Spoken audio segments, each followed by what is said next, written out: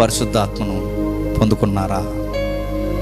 నీకు ఇంకా సినిమాలు చూడాలనిపిస్తుంది, నీకు ఇంకా చెత్త వినాలనిపిస్తుంది, నీకు ఇంకా లవ్లు చేయాలనిపిస్తుంది, నీకు ఇంకా చెత్త పనులు చేయాలనిపిస్తుంది, నీకు ఇంకా అబద్ధాలు ఆడాలనిపిస్తుంది, నీకు ఇంకా రకరకాల ఒక్కడ కాదు ఈ దరిద్రం అంతా నీకు అనిపిస్తుంది అంటే నేను తిరగేసి ప్రశ్న అడుగుతున్నాను, అసలు మీరు ఆత్మను పొందుకున్నారా?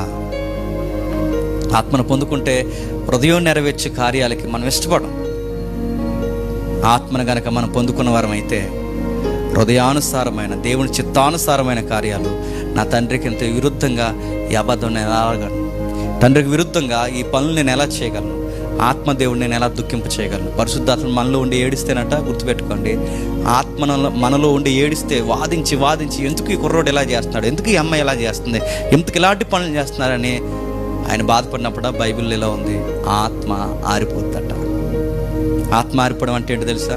పరిశుద్ధాత్మ చచ్చిపోతాడని కాదు, ఇక నీలో వెలగడం, ఆరిపోతాడు, బయటికి వెళ్ళిపోతాడు. ఆత్మదేవుడు మనలో వెళ్ళిపోతే ఎలా ఉంటుంది చెప్పిన? సూసైడ్ చేసుకుని చచ్చిపోతామండి, గుర్తుపెట్టుకోండి. నా జీవితంలో ఇంకా ఏంటి దుర్భరమైన పరిస్థితి, ఇంకా ఈ అప్పు బాధలేంటి, ఇంకా ఈ నిందలేంటి, అవమానాలు నేను తట్టుకోలేని పరిస్థితులకు వచ్చేసాను. ఆ మూమెంట్లోనే అసాధారణ అద్భుతాన్ని ఏదో దేవుడు నీ జీవితంలో చేయబోతున్నాడు. దేవుడు నా మనస్తోత్రం కలుగును గాక.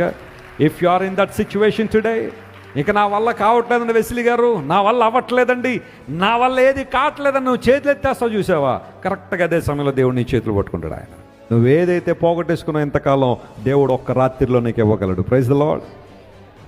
ఎంత గొప్ప దేవుడు ఆయన, ఎంత ఆశ్చర్యకరుడు ఆయన. నీ శత్రువులు ఎదుటే దేవుడు నీకు భోజనం సిద్ధపరచబోతున్నాడు. హల్లెలూయా. ఎవరైతే ఎంతవరకు నేను ద్వేషించారో, ఎవరైతే ఎంతవరకు నేను బాధించారో, అపహసించారో, వారు నిన్ను చూసి నీ దేవుడు నీతో ఉన్నాడు, నీవు అనుభవిస్తున్న ప్రతి ఆశీర్వాదం దేవుని దగ్గర నుండి వచ్చిందే అని చెప్పే రోజు అతి త్వరలో రానే ఉంది. దేవుని నామానికి మహిమ కలుగును గాక. You are going to see that day. ప్రభు నిన్ను బలపరుస్తాడు. నీ వెంట వస్తారట వాళ్ళు. ఆశీర్వాదాల కోసం నువ్వు పరిగెత్తాల్సిన అవసరంలా ఆశీర్వాదం దేవుడు నీ వెంట ఏం చేస్తాడు? ఆయన పరిగెత్తింపజేస్తాడు. రేపు ఉంటాం, మళ్ళీ చెప్తున్నాను, రేపు ఉంటావో లేదో తెలియదు. దయచేసి వాక్యానికి ఎక్కువ విలువ ఇవ్వండి, వాక్యాన్ని ఎక్కువ ప్రేమించండి. లోకమంతా ఏమైనా మాట్లాడుకొని నువ్వు ఆయన చేయి పట్టుకొని ముందుకు వెళ్తూనే ఉండు. ఆయన నిన్ను నిరూపిస్తాడు. ఒకరోజు ఆయనే నిన్ను నిరూపిస్తాడు. నిన్ను నీవు నిరూపించుకోవద్దు, నిన్ను నీ దేవుడే నిరూపించని. నువ్వు వాక్యాన్ని వెంబడించు, ఆశీర్వాదాలను కాదు. నువ్వు దేవుని చిత్తాన్ని వెంబడించు, నీ కోరికలు మొక్కులను కాదు.